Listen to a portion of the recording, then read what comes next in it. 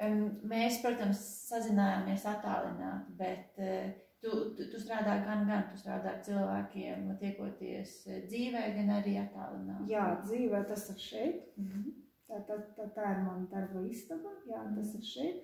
Un, protams, attālināti, kad nevar atbraukt, ja ir ārzemēs vai arī Latvijas reģionos, kad cilvēkam ir grūti, vai kaut kas ir ļoti tāds akūts un pēkšņi ir vajadzīgs.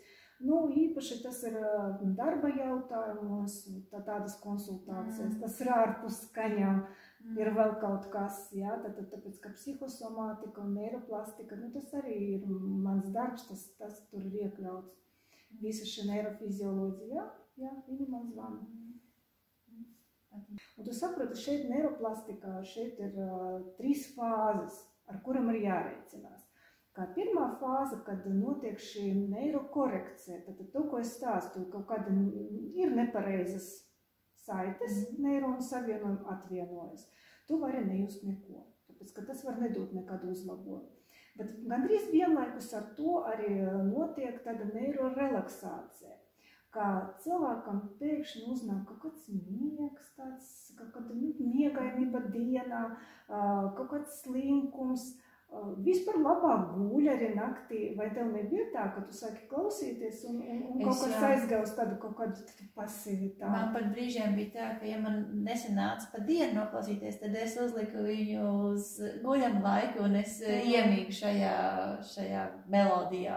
Bet vispār tu pamanīji, ka bija kaut kāds laiks, ka tu kļuvi tāda ļoti miegaina un varbūt slinka tev likas, Es nevarētu to tā raksturot, vai arī teiksim tā, ka es to nepamanīju. Bet tu labāk gulēji naktīs? Es gulēju labāk, jā.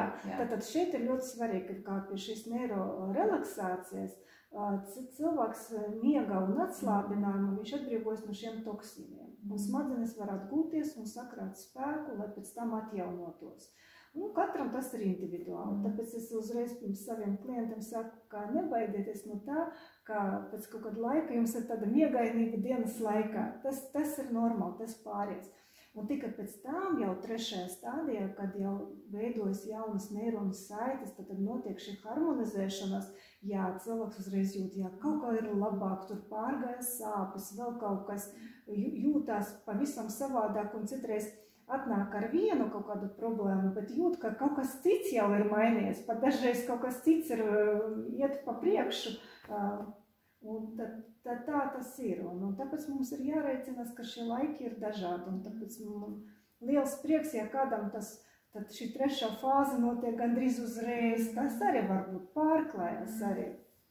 Jā, bet pēc tās programmas laikam sanāca 2 nedēļas vai 4 nedēļas, ko tu iesaki, kā tas sākumā Es vispār iesaku ilgāk, un tagad es arī mājaslapā piedāvāju vai 1 mēnesi, vai 2 mēnešus. Un tā neirokalma, tā vieglākai programmai es piedāvāju mēnesi, parasti ar to arī pietiek. Vai arī cilvēks var pakombinēt šīs programmas. Tādi ieteikumi arī ir. No manas puses paldies par šo sarunu. Es esmu daudz ko jaunu apgūsi, un man patiešām interesē šīs 2 papildus metodas un iespējas, ko tu minēji šodien.